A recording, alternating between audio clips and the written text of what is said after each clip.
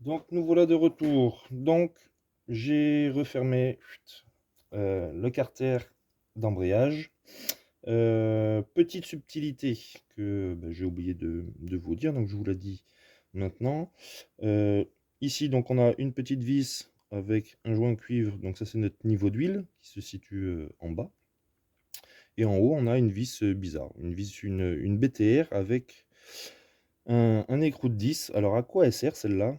Très simple. Quand je vous ai montré au niveau du sélecteur, et bien, si vous voulez, le sélecteur, il n'y a rien qui le fixe dans le moteur. Donc là, si je veux mettre mon sélecteur, si je veux l'enclencher, et bien, en fait, il y a un système de ressort dedans.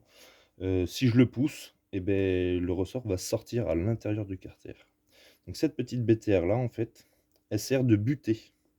Donc celle-là, on la visse jusqu'à temps qu'on touche l'axe du sélecteur à l'intérieur. Et une fois qu'on l'a touché, moi je la redesserre toujours un tout petit peu hein, pour pas que ça frotte dessus. Vraiment pas beaucoup, hein, je le redesserre d'un quart et après je resserre mon écrou de 10. Mais ça, faut bien penser à le faire. Quand il y a des vis un peu spéciales sur les moteurs, en général, c'est pas pour le plaisir, c'est qu'elles servent à quelque chose. Donc celle-là, donc vous voyez, elle est assez particulière.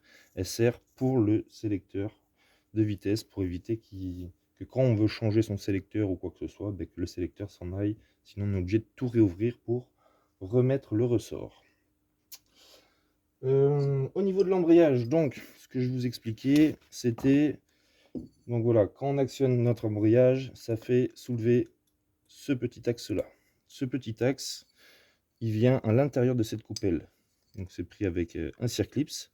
La petite bague vient à l'intérieur. Et en fait, quand on va actionner le mécanisme, donc je vous montre aussi, là on a nos disques qui sont comme ça. Et tout est raccroché à cette plaque-là. Quand on va venir appuyer, forcément ça va soulever ce plateau-là. Et ce qui fait que les disques et les plateaux de compression, en fait, ça va les libérer, ça va les espacer.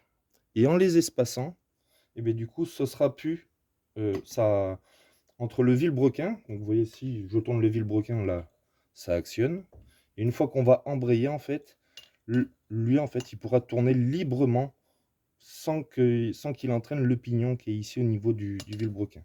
Donc ça va décompresser, on va pouvoir changer le rapport, et quand on va relâcher, tout va se replaquer, et à ce moment-là, ça reprend sur le vilebrequin. Donc voilà. Donc, alors soit on les remet un par un, soit avec un peu de chance, on peut réussir à les remettre d'un seul coup, quand on a un petit peu l'habitude. Mais les trois quarts du temps. Alors, le mieux c'est d'en mettre des neufs hein, à chaque fois. Quand on voit que l'embrayage est un petit peu usé ou que ça patine. Nous, sur les cartes de compète, comme ça, on s'en sert juste pour le démarrage. Nous, après, on n'en a pas besoin. On passe tout à la volée. C'est des pignons de vitesse à crabeau. Et vu qu'on prend assez de tours minutes, on n'a pas besoin d'embrayage. Donc nous, l'embrayage, il sert vraiment que pour partir avec la première. Et après, on n'en a plus besoin. Bon, forcément, le plateau ne veut pas bien rentrer. Du coup, je vais tout réenlever. Hop. Voilà, une fois qu'il est rentré à fond, on met notre disque, notre plateau de compression. Là, ils sont un petit peu vieux, mais hop, un autre disque, plateau de compression, un autre disque, un autre plateau de compression,